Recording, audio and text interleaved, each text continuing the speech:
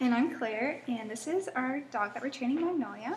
Yes. And we just wanted to give you a recap about the training that we did this week. On Tuesday, we went as a class to Jungle Rapids, and we worked on getting on all the loud games and having her push and alert things. Yeah.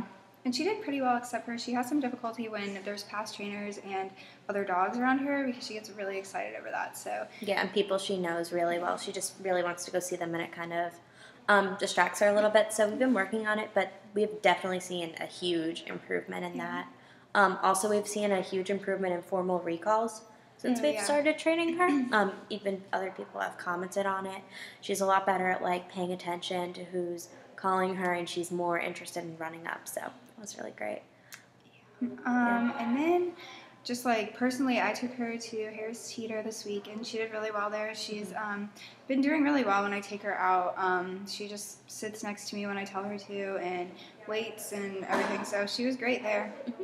I also took her to Lowe's one day. I took her to CVS, and then I also took her to a sorority event on campus, and I was extremely impressed with her. There was about, I would say, 60, 70 girls in one room, kind of playing games and, being really excited, and she was very calm the whole time, and everyone was extremely impressed with her behavior. So that was great. Okay.